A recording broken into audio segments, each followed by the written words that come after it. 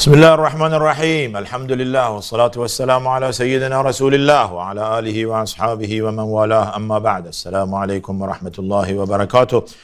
امروز دوشنبه 15 ماه مبارک رمضان 1445 هجری قمری 4:30 عصر به وقت تهران. درود سلام خدا بر شما بینندگان محترم. رمضان نصف شد، یعنی بلکه از نصف هم گذشت. حال 14 روز دیگه ممکنه باقی باشه به پایان این ماه مبارک. اگر هم 30 روز بشه 15 روز دیگه. این ماه نیمه شد، نصف شد. اون کس که استفاده کرد از این ماه مبارک برد، برنده شد. اون کس که استفاده نکرد و این 15 روز در لغو و لعب و بیهودگی گذراند ضرر کرد. ولی هنوز فرصت باقی است. یکی از حکمت‌های الهی اینه که به ما مهلت میده، مهلت بازگشت میده. تقصیر، اشتباه، خطا، نافرمانی، معصیت، همش جبران میشه، چون که ما وقت داریم. حتی برای کسانی که تا دم مرگ هم میخوان بر بگردن و نمیدونن که مرگشون کی هست، علامت و نشانهش داره پیدا میشه، باز مهلت. در زمان رسول الله صلی الله علیه وسلم کفار بودند. اون زمان قبل از اسلام مشرکین بودند. زمانی که پیامبر اونها رو دعوت میکرد به دین و به اسلام و به توحید و یکتاپرستی، میگفتن ای محمد بذار ما چند روز دیگه از عمرمون بیشتر باقی نمانده، همینطور که بر دین آبا و اجداد خود بودیم، یعنی بر بت پرستی و بر شرک، به پایانش ببریم. حالا چیزی از عمر ما نماند دیگه، حالا بیایم دین جدید شما رو قبول کنیم، نمیارزه به تعبیر امروزی. آیه نازل شد: بگو به بندگانم که در معصیت و در شرک و در کفر زیاده روی کردند، باز هم از رحمت الهی ناامید نشوند. لا تقنطوا من رحمت الله.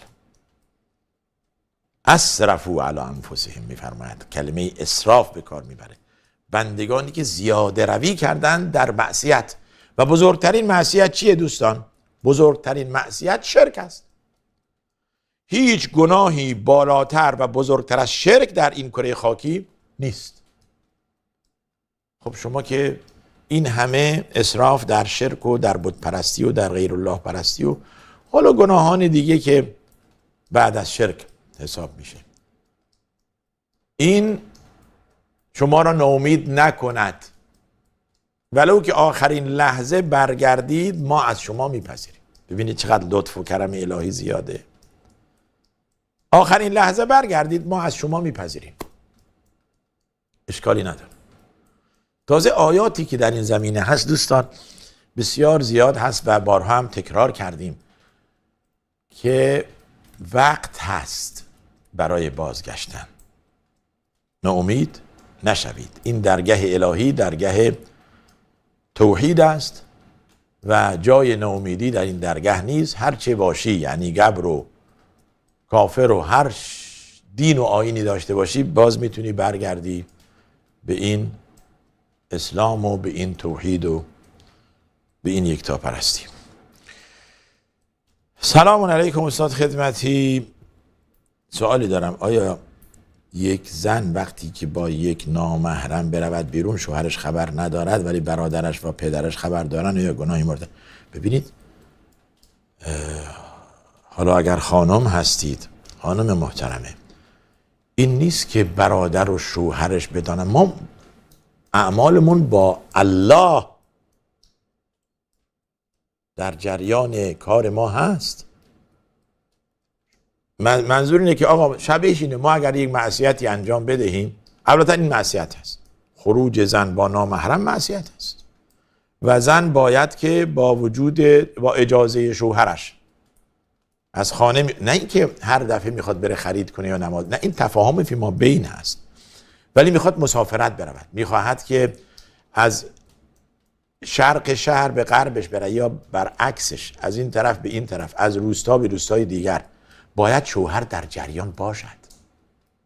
یه زنگ، یه تلفنه، من دارم میرم خونه بابام. خیلی خوب، تفاهم معمولا میرفتی، بفرمایید. بارها بنده عرض کردم رمز موفقیت ادامه زناشویی بین زوجین احترام به شوهر. ممکنه شما بگید احترام به زن پس چی؟ بله، ولی اول استارت شروع آن احترام به شوهر است. شوهری که مورد احترام زنش هست در هر چیز، ببینید اون حدیثی میگه که اگر امکان داشته باشه من به زن بگویم که برای غیر الله سجده کن، به زن میگفتم برای شوهرت سجده کن. علتش این بود که تماس دارید. خیلی خوب، ولی بعد از تماس میگم. بفرمایید بیننده محترم.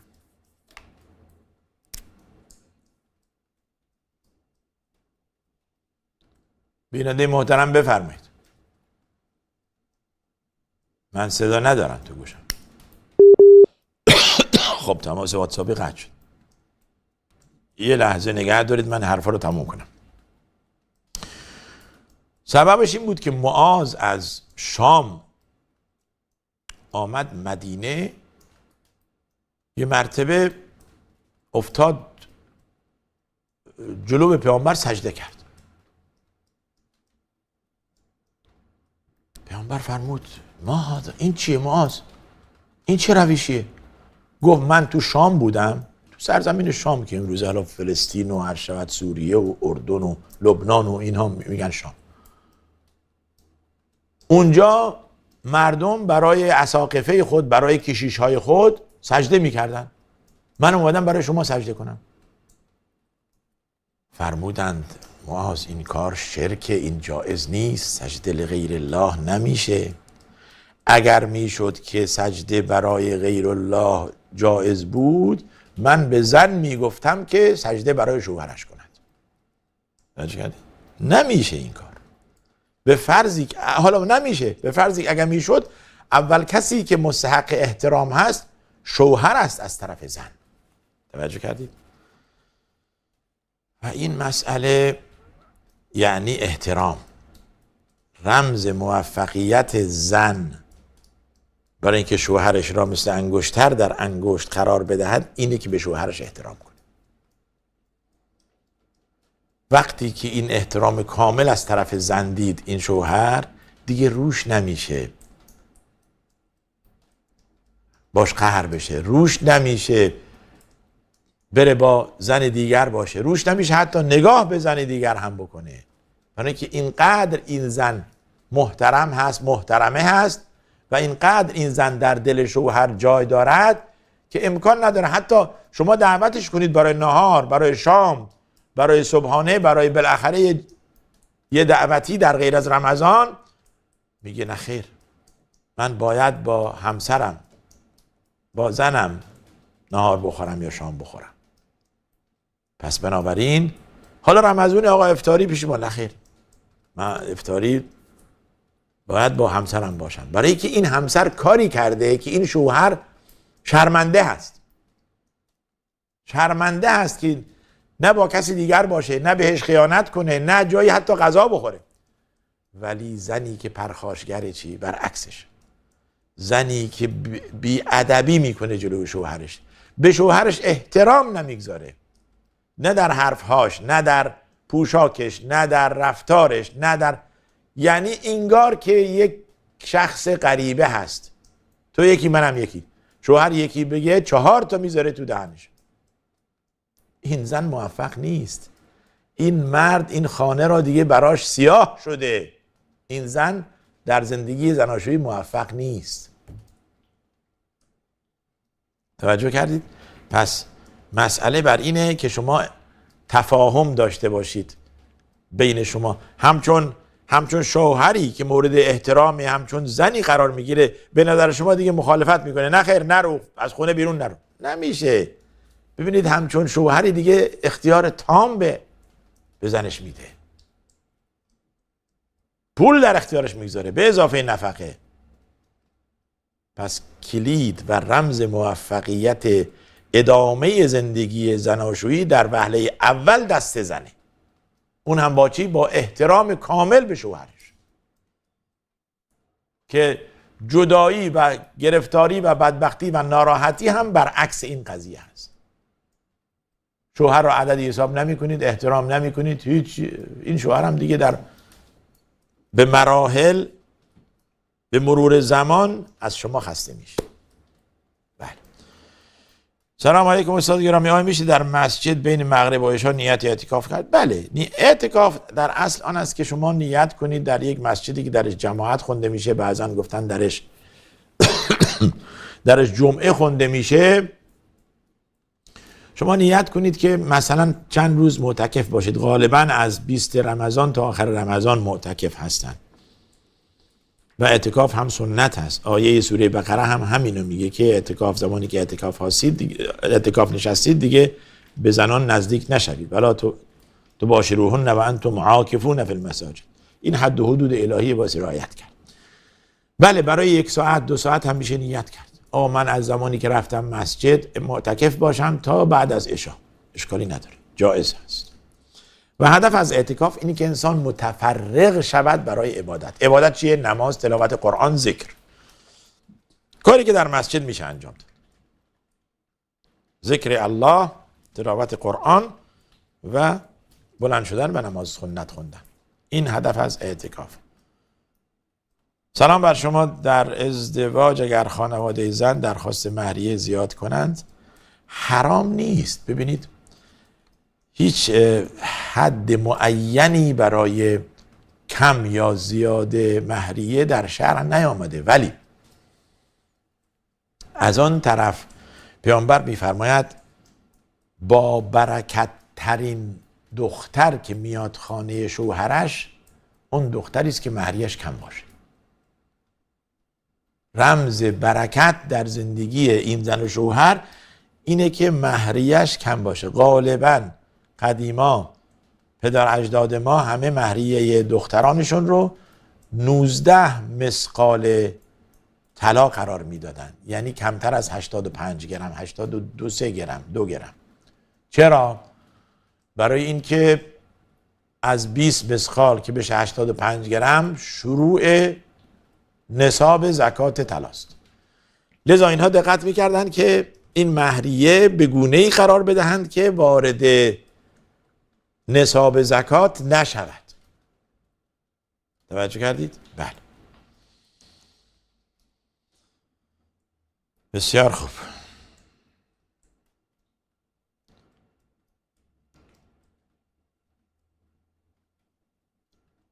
اینو دیروز جواب دادیم به نظرم. آیه و حدیثی هست در مورد ابرو برداشتن و خالکوبی. حدیث رو خدمت شما عرض کردم که میفرماد لعن الله الواشمة والمستوشمة والنامصة والمتنمصة. نمس یعنی کشیدن و جایز نیست، و وشم یعنی خالکوبی، ملعون هستن. امروز دیگه عیبایی نیست.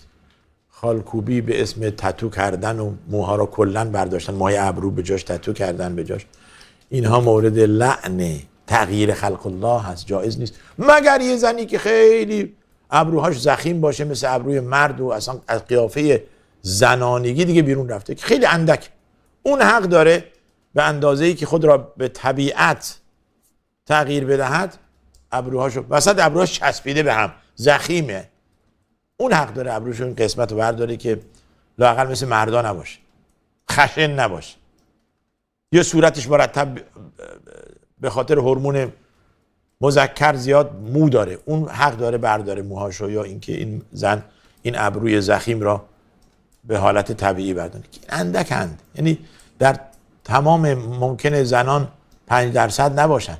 طبیعت زن اینه که لطیف هست و ابروش طبیعیه، احتیاجی به برداشتن ابرو نیست. در مجموع برداشتن ابرو حرام است و جایز نیست. السلام علیکم و رحمت الله. خدمتی لطفاً درباره زکات سرفطره توضیح بدید. خیلی ممنون. ببینید، زکات سرفطره یا زکات فطر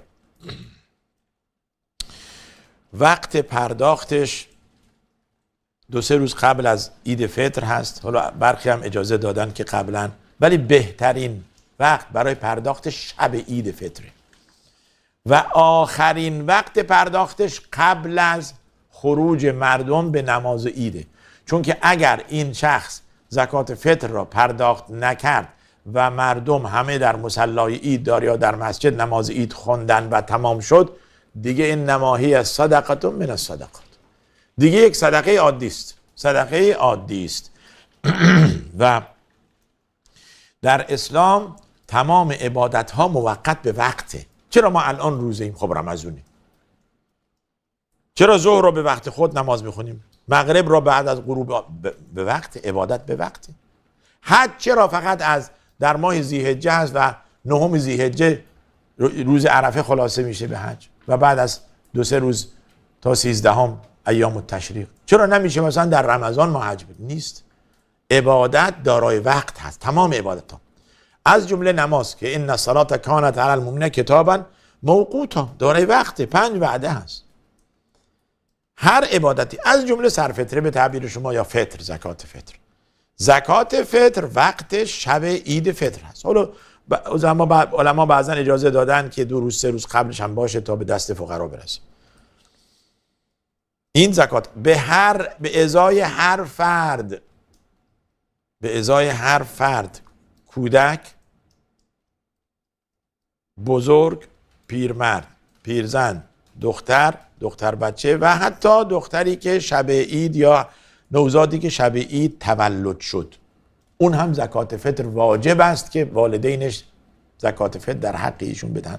حالا جنین را بعضن گفتن از باب احتیاط ممکنه بپردازه و الا واجب نیست که زکات برای اون جنینی که زن در شکم دارد پرداخت شود. از باب احتیاط میخواهید، از باب فضل میخواهید، اشکالی نداره. ولی اون چی که واجب هست برای احیاست، اونایی که زنده‌اند، زن و مرد، پیر و جوان، باید زکات فطر بدن، واجب هست.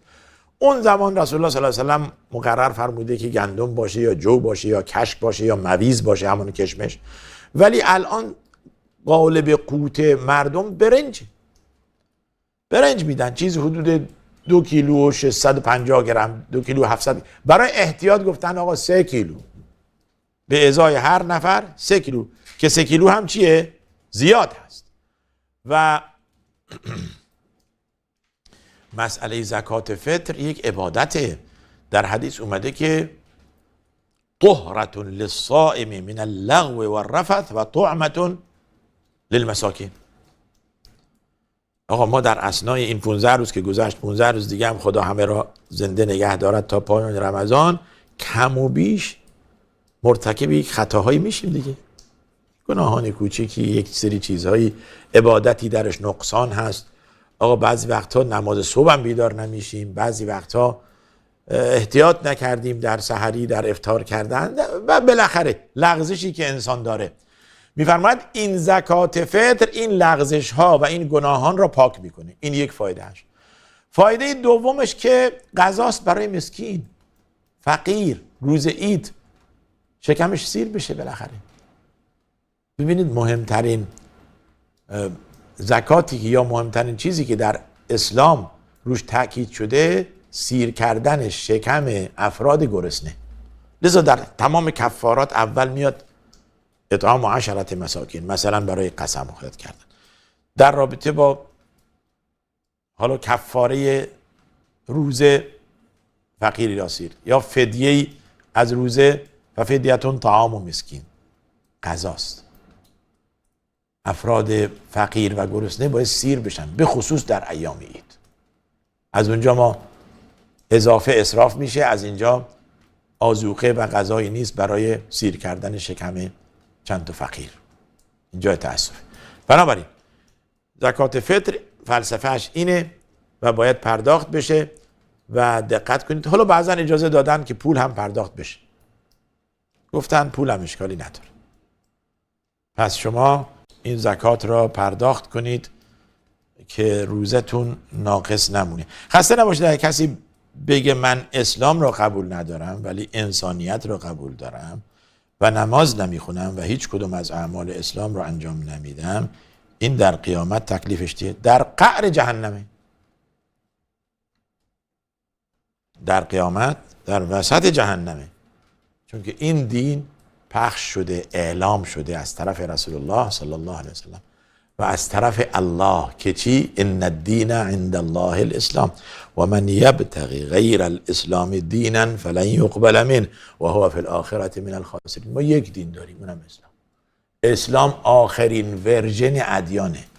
شما بگید ما میخوایم مسیحی باشیم دیگه، اصل مسیحیت با آمدن اسلام منسوخ شده، پاک شده. اسلام ناسخش هست. پس بنابراین کسی که اسلام را نپذیرد و عمدن هم نپذیرد و اعمال شایسته انجام ندهد خود را جهنمی کرده، به خصوص که اگر چی باشه، اگر شرک به خدا داشته باشه. تماس دارید، بفرمایید. آقا علی از لندن بفرمایید. سلام استاد خدمتی. سلام، بلندتر آقا علی. سلام علیکم استاد خدمتی. علیکم سلام علیکم استاد خدمتی. خسته نباشی. حال شما خوبه؟ خسته نباشی. نمازتون قبول استاد. همچنین. استاد من دو سوال دارم. سوال اول اینه که استاد آیا اهل بیت پیغمبر فقط شامل زنان پیغمبری میشن یا نه دختران پیغمبر هم شامل به اصطلاح اهل بیت میشن که در قرآن اومده؟ این یک سوال. سوال بعد، آیا انسانی که مثلا به خود رسول الله احترام میذاره به زنان پیغمبر به اون صورت بعضیش قبول داره بعضیش قبول نداره، آیا اینا مثلا از اسلام خارج میشن، یعنی یا کافر میشن یا مشرک میشن؟ اینو مثلا لطفا توضیح بدین. خیلی ازتون ممنونم. خدا حفظتون کنه. ببینید، خب تو پیام دارید. سلام آقای خدمتی. حکم خرید و فروش اقساطی اگر فروشنده قیمت را بالا ببره چیه؟ مثلا یه جنسی قیمت نقدیش 1 میلیون تومنه ولی قسطی میفروشه 1,5 میلیون. ببینید قسطی در اسلام جایز هست. جایز هست. شما کالا را با اقساط بخرید. حالا فرش، لباسشویی، یخچال، بالاخره موبایل، تلفن همراهتون با اقساط بخرید. به اقساط خرید و فروش به اقساط شرعاً جایز هست. ولی دقت بشه فروشنده یک قیمت بگذاره، نه این که حالا الان اگر اینو میدید ما نقدی میدید ما اینقدر ارزونتر و اگر قسطی بدید. ضمن این که جایز هست بهتر است. بنده عرض میکنم ببینید فرق بین حرام و بهتر است دوتاست. بهتر است که فروشنده یک قیمت داشته باشه. آقا کل اجناس من اقساطیه، مثلا من نقد تحویل نمیگیرم، من نقد نمیفروشم. این یک. یا بگه کل اجناس و کل کالای من نقدیه. مثل ما میریم بالاخره سوپرمارکت میریم، جای دیگه میریم، اونجا که حساب میکنه این کشر و این صندوقی که هست دیگه نمیگه آقا شما برو تو دفتر ما مینویسیم برای یه ماه بعد. نه آقا پرداختون فوراً. سوپرمارکت باشه، در این ارشبت فروشگاه زنجیره‌ای باشه، هتل باشه، در هر جا باشه نقدی از شما میگیرن. بهتر است که یکی از این دو انتخاب کند. بهتر است ضمن جایز بودن دو قیمت یعنی نقدی و اقساط، ولی بهتر است که یک قیمت را انتخاب کند برای قطعی میکنه. ببینید مثلا یک جنسی رو وقتی میخواد بفروشه اگرم با کردیت هست با قطعی اقساط هست با قطعی اقساط میفروشه، ولی در طلا و نقره این جایی از اعراب نداره. زیرا که خرید و فروش طلا و نقره باید دقیق یدن به ید باشه در یک مجلس. نمیگه که آقا این طلا رو خریدید برو 2 روز بعد دیگه پولش بیار. یا نه، در طلا و نقره باید مثلا به مثل یدن به ید باشه. اگر تعویض باشه که تعویض مشکله، ولی برای خریدش هم باید نقدی باشه، چون که به اقساط در طلا یک کمی اشکال پیش میاره، ربا درش خیلی حساسه. ولی در کالاهای دیگه آقا این کالا من شما این گوشی رو خریدید، هدفون رو خریدید چند میلیون تومن، اینقدر قطعی شد، من برم خونه پولشو میارم فردا برات میارم، اشکالی نداره. یا اینو تیکش کن 3 تا چک بهت میدم، اشکالی نداره، ولی قطعی بشه، معامله قطعی بشه. بسیار خوب. آقای علی از لندن دارید اینو. السلام علیکم. رفتن به قبرستان در روزهای عید، ببینید نه این که غیر جایزه، تخصیص و اختصاص دادن رفتن به مقبره در روز عید این اشکاله. و الا که اشکال نداره، جمعه بروید، عید بروید، پنجشنبه، شنبه، دوشنبه، طول هفته شما میتوانید به زیارت قبرستان بروید و دستوره برای اینکه ما را به آخرت، به یاد آخرت میاندازه طبق حدیث. ولی بدعت و معصیتش از کجا نشأت میگیره؟ از اختصاص دادن رفتن به مقبره در روز عید. اینجا اشکال پیش میاد. آقا شما در طول سال ممکنه اصلا به قبرستان نرفتید، روز عید که میاد میروید به قبرستان. چرا؟ از کجا؟ به چه دلیلی پیامبر این کارو کرد؟ صحابه این کارو کردن، تابعین این کارو کردن؟ نه.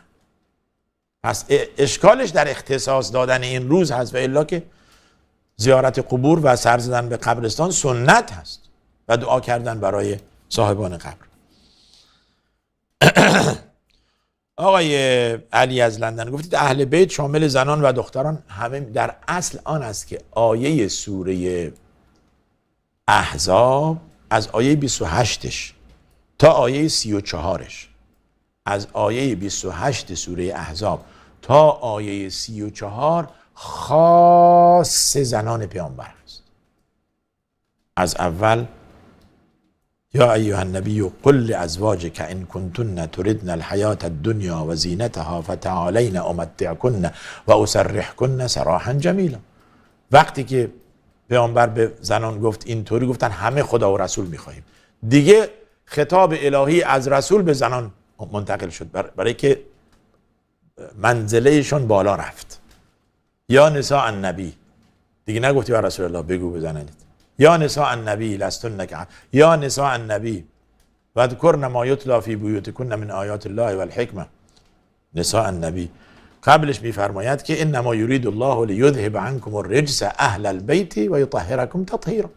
بعد واذکرن ما یتلی فی بیوتکن من آیات الله والحکمه ان الله کان لطیفا خبیر، آیه 34. تمام این آیات در پس زمانی که اهل بیت میشه یعنی زنان پیامبر امهات مومنین. اتفاقا در اصطلاح عامه مردم هم اینه. احوال پرسی میکنید شما خوبید؟ اهل بیت خوبن؟ اهل بیت یعنی کی؟ یعنی اول خانمت، دیگه بچه ها. زمانی که شما دعوتی تو عروسی، آقا شما فلان کیو مرز و اهل بیت. بله؟ پس الان هم اینه. زمانی که به پیامبر ابراهیم فرشته نازل شد و بهش گفت که خدا میخواد بشارتت بده، کی جواب داد؟ خطاب به ساره یا هاجر گفتن که مگه میشه من حامله بشم در این وضعیت، پیرزنی مثل من؟ بهش گفتن اتعجبین من امر الله. خطاب مؤنث، اتعجب، نه اتعجب من امر الله، نه اتعجبین. توی زن آیا تعجب میکنی از امر الهی؟ دستور الهی هر چی باشه انجام میشه. رحمت الله و برکاته علیکم اهل البیت. علیکم اهل البیت، با چون که اهل مذکره. اهل البیت هم یعنی کی؟ یعنی شما، زن هاجر یا ساره زن پیامبر ابراهیم. آیه 72 یا نمیدونم 75 سوره هوده. در مجموع اهل بیت به زنان میگن. بله اشکالی نداره که بعد از زنان هم فرزندان پیامبر، دختران پیامبر وارد این جمع بشوند. پس در اصل اهل بیت زنان پیامبرن.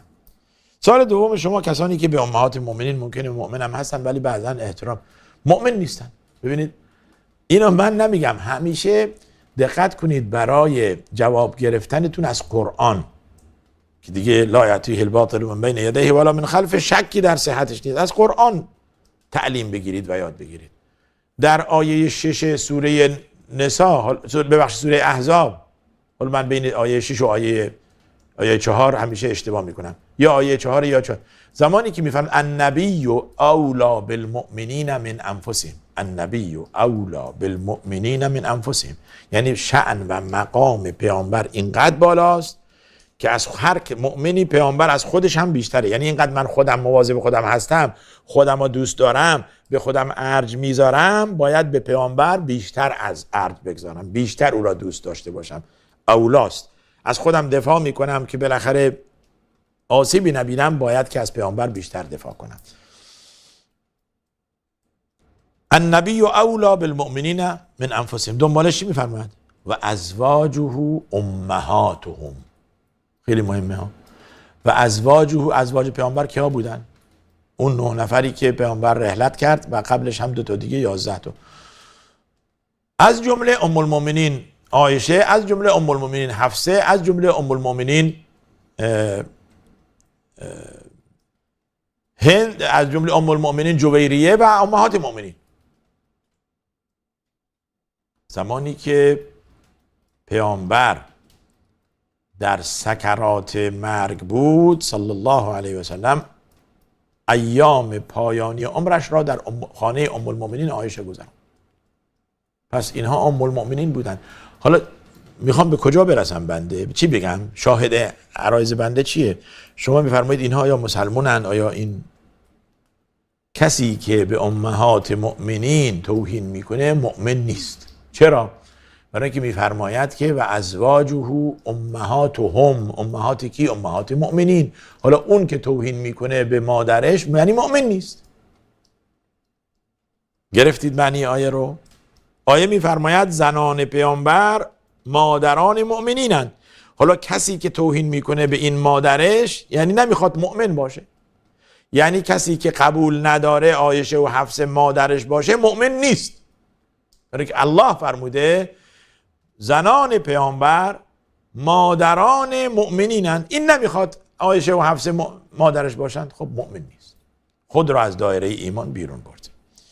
با عرض سلام و خسته نباشید. نماز اوابین و نماز ضحی رو توضیح بدید لطفا. اگر بعد از نماز صبح تو مسجد نشستیم میشه بعد از طلوع آفتاب نماز ضحی بخوانیم؟ بله میشه.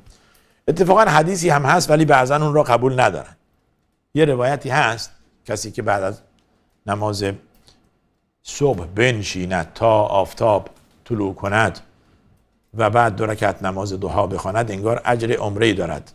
اهل حدیث میگوین این حدیث ضعیفه، صحت نداره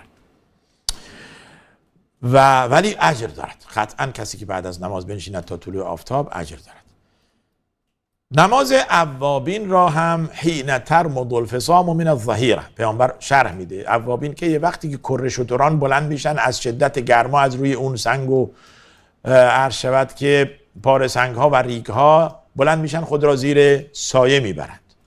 اون حدودا ساعت 10 و 11 میشه، ولی 10 دقیقه، ربع ساعت، 20 دقیقه بعد از طلوع آفتاب وقت شروع نماز اشراق یا ضحاست. میتونید این بخوانید و اجر دارید. 2 رکعت هست، 4 رکعت هست، یعنی یه 2 رکعت بخوانید و یه 2 رکعت دیگه هم بخوانید. این وسطش هست.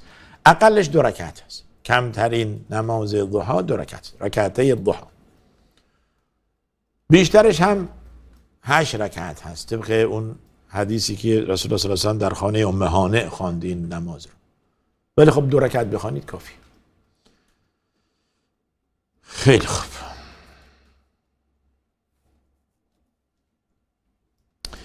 اهتمام به نمازهای سنت سبب میشه که ما تأکیدمون بر نماز فرض بیشتر باشد. یعنی ما اهمیت میدهیم به نمازهای سنت، به خصوص سنت وتر، به خصوص سنت 2 رکعت سنت قبلیه صبح و سنن رواتب و سنت همون اشراق یا ضحی. سبب میشه که ما به فرضمون بیشتر دل ببندیم. سلام علیکم. آیا ایرانیان قبل از اسلام آتش پرست بودن؟ خب هست دیگه. ببینید زرتشتی و آیین آتش پرستی بوده دیگه، اسمشون مجوس گذاشته شده، یعنی آتش پرست. دور آتش می‌دویدن، آتش را احترام می‌کردن. مثل بقیه ادیان ما آفتاب پرست هم داریم، سایه پرست هم داریم، درخت پرست هم داریم، گاو پرست هم داریم. هست، هنوزم هست. یا خدا پرست بودن و آتش را مظهر پاکی می‌دانستند. حالا ببینید اون دیگه توجیه دیگران هست که آتش را مظهر پاکی، مظهر احترام، مظهر صداقت، مظهر مهم پرستشه. اگر پرستش شود پرستش لغیر الله. هرچه لغیر برای پرستش غیر الله باشد میشه حرام و میشه شرک.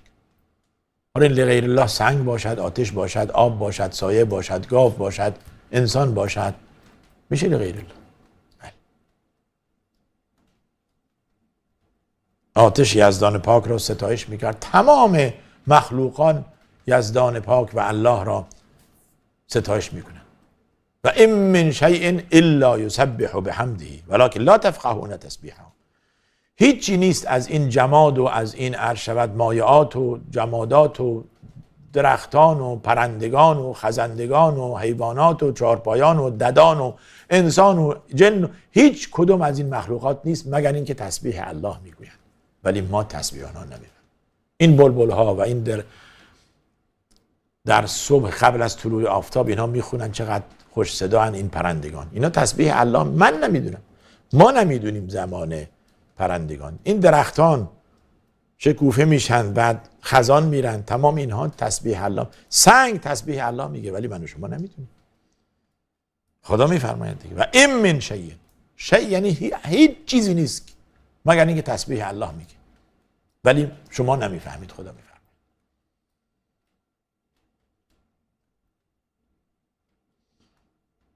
بعد گفتی که مثلا ما رو به کعبه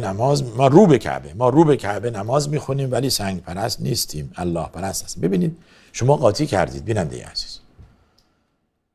الله به ما نگفته بروید آتش را رام رام کنید و این را مظهر پاکی و مظهر صداقت بدانید، ولی به ما دستور داده که به طرف کعبه نماز بخوانید. پس عمل ما در روی آوردن به طرف این کعبه که به تعبیر شما یک سنگی است، با دستور کیست؟ با دستور الله است. فول وجهك شطر المسجد الحرام ان اول بیت وضع للناس للذی ببکة مبارکا ولیطوفوا بالبیت العتیق. تمام اینها دستوره. آیا آیه‌ای دارید، حدیث دارید که خدا یا رسولش به ما دستور داده باشن آقا شما دور آتش بگردید یا رام رام کنید؟ پس این قیاس شما قیاس مع الفارق هست به تعبیر اصولی ها. ما دستور نداریم که بله، اگر ما دستور داشتیم که فلان سنگ رو بروید عبادت کنید، عبادت میکردیم، یا اینکه به طرفش نماز بخونیم. عمر بن خطاب ایستاد جلوی حجر الاسود، همون سنگ سیاهی که در زاویه کعبه قرار گرفته، فرمود به خدا قسم که من میدانم تو یک سنگی هستی، نه نفعی میرسانی نه ضرری. اگر این نبود که پیامبر را دیده بودم تو را بوسیده نمیبوسیدمت. اگر این نبود که من پیامبر را دیدم تو را بوسیده، هرگز به تو اعتنایی هم نمیکرد. پس من دستور را انجام میدم، نه این که ذات سنگ یا ذات کعبه را میپرستم. قیاس شما اینجا درست نیست. در اینکه خداوند به ما دستور نداده حالا حول و حوش آتش بگردید، از آتش استمداد بجویید، نمیدونن فلان کنید. این فلسفه خود را قانع کردن هست برای کسی که در انحراف عقایدی قرار گرفته. میگه من حالا اون که میره قبرم، آخوندی که میره قبر هم میپرسته، میگه ما نمیپرستیم که، ما التماس میکنیم میگیم که تو نزد خداوند روسفید هستی یا وجیها عند الله اشفع لنا عند الله. توجیه میکنه شرکشو، ولی در باطل است. بله. ندای غیر الله شرک به دستور 10 آیه در قرآن. ولی این میگه من نمیگم که خداست. من اینجا که خدا میگه ندای غیر الله شرکه، منظور از ندا پرستشه. بیا توجیه میکنه. خدا میگه نگوید یا فلانی، بگوید یا الله، یا علی و یا ابوالفضل یا امر. اینها شرکن. اینا میگه نه، منظور الهی این بوده که نپرستید، ما هم نمیپرستیم. مشرکین قریش هم اینو میگفتن، ما نمیپرستیم این سنگ ها رو. این را فقط جهت تقرب ما را به خدا نزدیک میکنه، نه این پرستی میشه. ما نعبدهم الا لیقربونا الی الله زلفا. این بت‌ها افراد صالحی بودن، در چهره افراد صالحی درست شدن مجسمه شون، و ما اینها را به خاطر اینکه ما را به خدا نزدیک کنند میپرستیم یا ازش تقاضا میکنیم یا توسل به اینها میجوییم. این فلسفه واسطه قرار دادن آخوند شیعه قبرهای امامان. استاد سلام علیکم، سلامت باشید. سوال داشتم، آیا کسی که در مسافرت هست میتواند روزه‌اش را به تأخیر بیاندازد، یعنی بخورد؟ بله. مسافت قصر یعنی از 85-90 کیلومتر به بالا. یعنی اگر مسافتی دارید که از 90 کیلومتر بیشتره، شما حق دارید که روزتون رو بخورید. خوب توجه کنید به اصطلاحات بنده. حق دارید یعنی چی؟ یعنی اگر نخورید روزتون جایزه. برعکس فتوای آخوند شیعه که آقا 25 کیلومتر اگر رفتی اون طرف شهر روزت باطله. مسلمانان چنین نمیگن. مسلمانان میگویند که طبق دستور پیامبر شما میتونید روزه باشید و میتونید هم بخورید، مخیرید. شما فکر میکنید آقا یه مسافت مثلا 1000-2000 کیلومتر با هواپیما میخواید مسافرت کنید، هیچ مشکلی هم ندارید، هوا هم خنکه، رو صندلی میگیرید میخوابید. چه لزومی داره من روزمو بخورم؟ خب باشه، اشکال نداره، اشکالی نداره، روزه باش. ولی آخوند میگه نخیر، روزت باطله، باید بخوری. پس در اینجا شما میتوانید در مسافرت روزه باشید یا روزتون رو بخورید. دلیلش هم در زمان فتح مکه، زمانی که رسول الله صلی الله علیه و سلم میرفتن در رمضان بودند و صحابی ذکر میکند من الصائم و من المفطر. بعضیامون روزه بودیم، بعضیامون هم از فرط تشنگی و خستگی خوردیم روزمون. نه روزه‌دار بر کسی که روزش خورده عیب میگرفت، نه کسی که روزش خورده بر روزه‌دار عیبی میگرفت. این دال بر اینه که جایزه شما در مسافرت روزه باشید یا افطار کنید.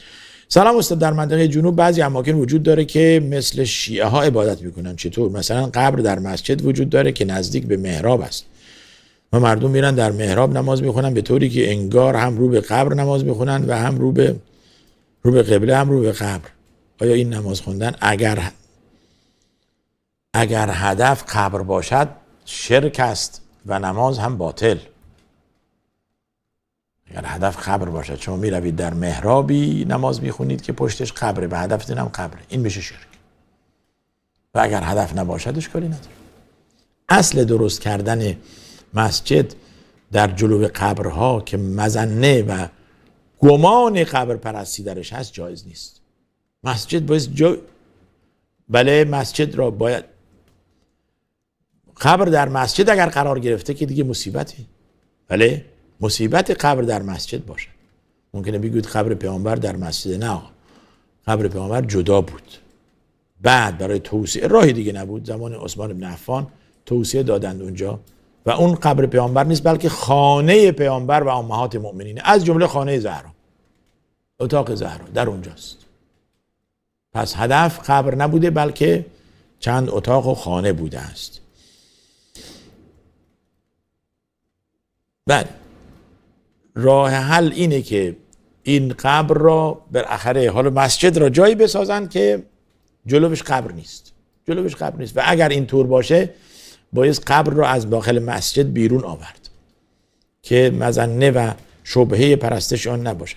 سلام استاد خدمتی، فرق نماز تراویح و نماز قیام چیه؟ تقریبا یکیه. ببینید نماز شب، تهجد، قیام، تراویح یکیه. ولی آیا نخوندن این دو نماز گناه داره؟ نه، گناه نداره، ولی شما یک شعیره از شعایر دین را ترک کردید. نماز تراویح شعار، لوگوست، آرمه، به خصوص برای اهل سنت، به خصوص در اماکنی که شیعه وجود داره. حتما نماز تراویح بخوانید و سخت هم مواظب باشید برای تمسک به این ادای این نماز در ماه رمضان تا معلوم بشه که آقا این جزو شعائر الله هست. ذالک و من یعظم شعائر الله فانها من تقوی القلوب. شعائر الهی را احیا کردن از تقوای دل هاست، پرهیزگاری است. اگر نخوندید گناهی ندارید ولی اجر عظیمی را از دست دادید. فرق بین نماز تراویح اینه که در رمضان خونده میشه و نماز تهجد و نماز شب در طول سال خونده میشه، هم در رمضان و هم در غیر رمضان. بله، نماز شب 2 رکعت هست همیشه طول سال. نماز تراویح با جماعت خونده میشه، زیرا که رسول الله صلی الله علیه و سلم انجام دادن 2-3 شب و بعد ترک کردن. صحابه پرسیدن یا رسول الله نیومدی دیگه برای نماز؟ فرمود اگر می اومدم ترسیدم که اگر بیشتر ادامه بدم بر شما فرض بشود و شما نتوانید انجام دهید. و این آیه رحمت للمؤمنین هست، صلی الله علیه و سلم، بالمؤمنین رؤوف الرحیم، صفت رسول الله صلی الله علیه و سلم. و ما ارسلناک الا رحمت للعالمین، بر امتش رحیم بود صلی الله علیه و سلم. و کسی که عادت داره نماز شب میخونه ادامه بده. لا تکن مثل فلان، پیامبر میفرماید مثل فلانی نباش که نماز شب میخوند بعد ترک کرد. اجر داره. اون ساعتهای آخر شب خلوتگاهی است بین بنده و الله. از او بخواهید اسأل الله من فضله، از فضل و کرمش بخواهید. در حدیث صحیح میفرماید که الله عزوجل شب میفرماید کجاست بندگانی که روز معصیت کردند و الان انابت و پشیمان و استغفار کنند که من استغفار و توبه آنها را بپذیرم. وقت خوبیه برای دعا کردن. استان زنجان هستیم. چند ساعتی افطار؟ چه ساعتی افطار کنید؟ اون اپلیکیشن شبکه هست، برنامه هم پخش میشه، شما میتونید به آن مراجعه کنید و اوقات شرعی بعد از برنامه پرسش و پاسخ پخش میشه. توجه کنید، غالبا از کلان شهرهای ایران نام میبره و اوقات شرعی رو خدمت شما میگه. بسیار خوب. زودتر افطار کنید، جزو ایمان هست و جزو خیریت امت هست زودتر افطار کردن یا زود افطار کردن و تا دیر سحری خوردن. میفرماید امت به خیر است تا زمانی که زود افطار کند و تا دیر سحری کند. بله. با سلام و درود فراوان به شما و همه دستاندرکان شبکه محبوب کلمه فارسی. ببخشید سوال داشتم در نماز تراویح امام جماعت صبر نمیکنه که ما سوره بخوانیم. اگر نخوندیم نمازمون درسته. آقا این خلافی است بین اهل علم. سادات شافعیه معتقدند که آقا تحت هر شرایطی باعث که سوره فاتحه خوانده شود، امام و مأموم. چون بردار هم نیست که ما بگیم. در مذهب جمهور اهل علم میفرمایند که اگر شما قرائت امام را میشنوید، تلاوت امام را میشنوید، همون تلاوت برای شماست. یک روایتی است که حالا در صحت سقمش بنده خیلی مطمئن نیستم. من کان له اماما فقراءة الامام له قراءه. کسی که پیش نمازی داره همون قرائت و تلاوت امام براش کافیه. خوب گوش بده سوره فاتحه وقتی که امام میخونه، دیگه اگر مجال نمیده لازم نیست بخواند. ولی در مذهب سادات شافعی خیلی در این مسئله سختگیری است. آقا برو جا برای خودت پیدا کن، بخوان سوره فاتحه، چه امام شروع کرده باشد سوره دیگه یا شروع نکرده باشد، باید سوره فاتحه بخوانی. لذا در مذهب سادات شافعیه چی میگویند؟ میگویند که یه فرصتی بدیم به مأموم تا اینکه سوره فاتحه را بخواند. فوراً بعد از ولضالین سوره دیگر را نمیخوانند. یه فرصتی میدن به اندازه‌ای که مأموم بتواند سوره فاتحه را با عجله تا ولضالین بخواند. سلام جناب، سلام علیکم و رحمت الله. سلام جناب شیخ. ما در قرآن کریم ما در ماه رمضان گفتید قرآن کریم را ختم میکنیم، اما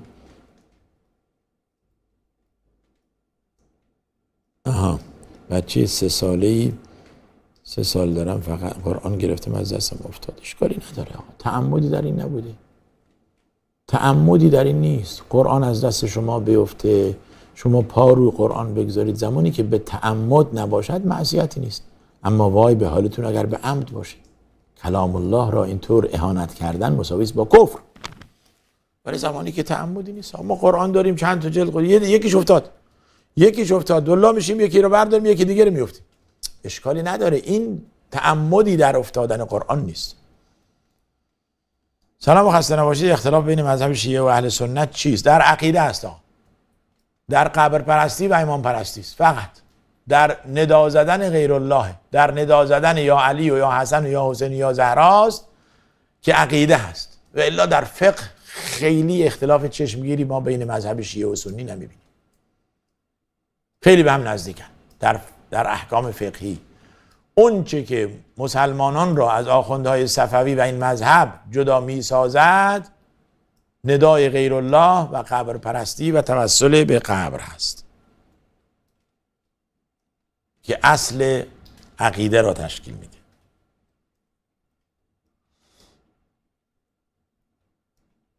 چرا شیعه ها خلیفه 1 و 2 و 3 را قبول ندارن؟ خوب ندارن، از اونا بپرس. یک واقعیتی که بهترین فرد بعد از رسول الله ابوبکر بوده و جانشین پیامبر شده، بعدش هم عمر بوده و خلیفه دوم شده و اولین امیرالمؤمنین شده.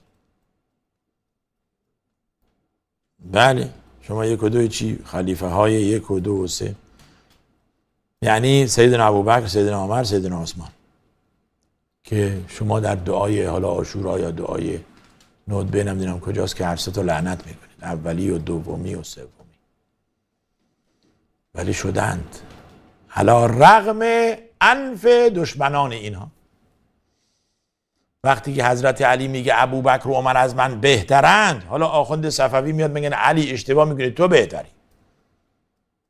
آدرس پسر علی محمد حنفیه، صحیح بخاری.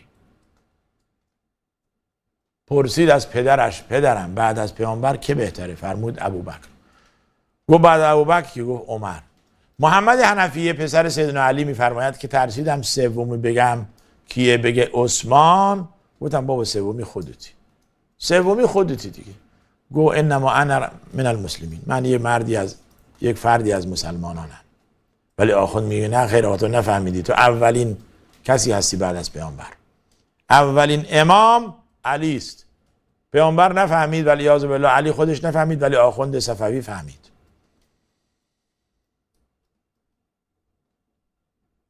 و شیعه ها از امام ها کمک میخوان. خب مشکلش همینه، این شرک دیگه، کمک خواستن از غیر الله. و اذا سألت فاسأل الله. تو نماز ما روزی 17 بار میگیم ایاک نعبد و ایاک نستعین، بعد میگیم علی دستم به دامنت، امام رضا کاری کن بالاخره بریم. اگه شرک شاخ و دم داره همینه دیگه. پس آخوندهای صفوی مشرکند و هر کس که همچون ایده ای داشته باشه غیر الله را صدا بزنه. حالا من نمیگم بحث شیعه، سنی هم بیاد بگه یا عمر همین میشه، فرق نمیکنه. ولی سنی ها ما نشنیدیم کسی بگه یا عمر. میگن بعضیا یا عبدالقادر گیلانی، باز هم شرکه و جایز نیست، چون که ندای غیر الله هست، کمک از غیر الله هست. سلام علیکم. اگر چند تا خانواده با هم فطریه هامون را به صورت نقدی بدیم و به یک شخص که بیمار هست و نمیتونه کار کنه و لحاظ شرعی اشکالی نداره، ولی بهتر آن است همچون که علما فرمودن از 3 نفر به بالا یا حداقل به 3 نفر بدهید این زکاتتون رو. توجه کردید؟ حداقل به 3 نفر بدهید. ضمنی که جایزه شما به 1 نفر بدهید که بالاخره بره دنبال کارش، بره دنبال علاجش.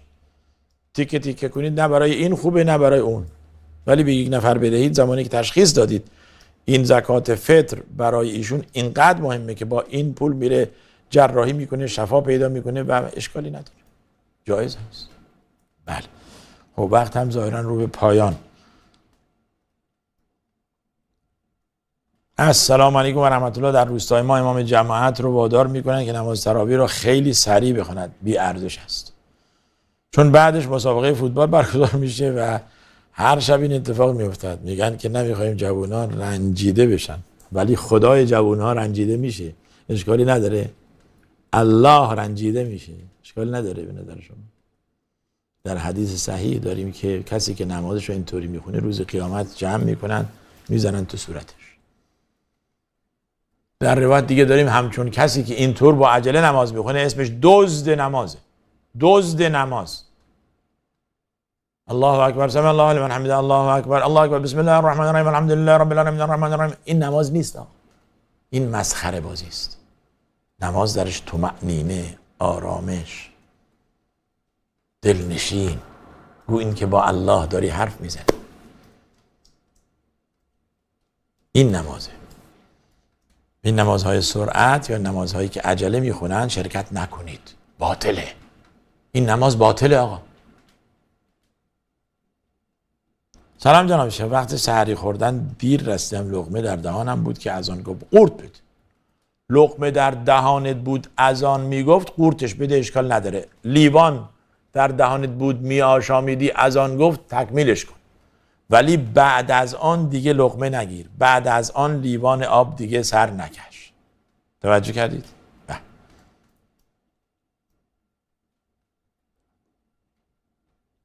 روزتون درسته. مواظب باشید در وقت سحر قبل از اینکه اذان بگوید شما مسواک زده باشید و آماده اید دیگه. ولو اینکه حالا 5 دقیقه مونده به اذان آب میخورید و اشکالی نداره، ولی دقت کنید که بی احتیاطی نکنید. بعض وقت میشه اینطوری دیگه. من خودم امروز مشغول صحبت شدم با، بالاخره دیدم که 3 دقیقه از فجر گذشته دیگه آبم نخوردیم. من نه تمام شد دیگه، نخوردیم، بی احتیاطی از ما بوده، آب نخوردیم دیگه، نباید خورد. همونی که فهمیدی آقا فجر داخل شده دیگه، 3 دقیقه گذشته از فجر دیگه، استوب به قول انگلیسی ها، نگه دار. بله. سلام، نامزدی یا ازدواج با کودکان غیر بالغ. ببینید در اصل هدف ازدواج پاکدامنیه و تلذذ جنسی. زمانی که این کودک همچون امکاناتی رو نداره، برای چی ازدواج کنه؟ پس بنابراین این 2 هدفی که برای آن ازدواج بوده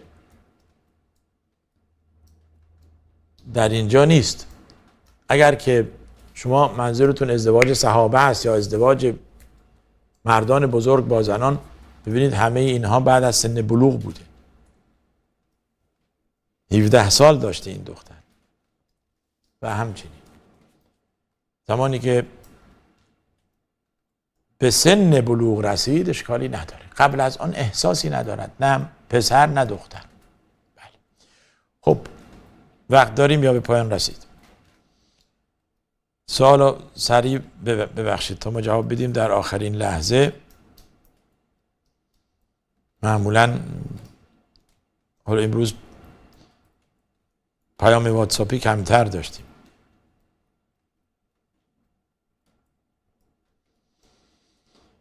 بسیار خوب. بیننده من نوشتن سلام استاد، آیا بعد از جماع باید وضو گرفته شود؟ یعنی هم دوش گرفته بشه هم وضو؟ خود دوش وضوی اکبر است بیننده عزیز. دوش گرفتن وضوء اکبر است. شما دوش که گرفتید اگر مبتلات وضو در بعدش به وجود نیامد، شما هم غسلتون صحیح است هم وضو دارید، با همون غسل می توانید به نماز بایستید بعدش. ولی اگر مبتلات وضو بعد از غسل برای شما ایجاد شد، دیگه باید که وضو هم بگیرید. بله. بسیار خوب. از این که ولی باید قبل از آن نیت کنید. قبل از این که من میگم غسلی که غسل وضوء اکبر است، یعنی شما باید نیت داشته باشید برای غسل و وضو. بله. از این که این برنامه را برای دیدن انتخاب کردید تشکر میکنم. خدا را میخواهم که بیماران ما و شما را شفای عاجل عطا فرماید و از الله سبحانه و تعالی میخواهم که مردگان و گذشتگان ما و شما را غریق بهشت کند و گناهان آنان را بیامرزد. کما این که از او تعالی میخواهم به خانواده و فرزندان ما و شما توفیق طاعت بیشتر و عبادت بیشتر و نماز تراویح و تلاوت قرآن و صدقات و خیرات زیادی بدهد. و آخر دعوانا ان الحمد لله رب العالمین. صلی الله و سلم و بارک علی نبینا محمد و علی آله و صحبه اجمعین.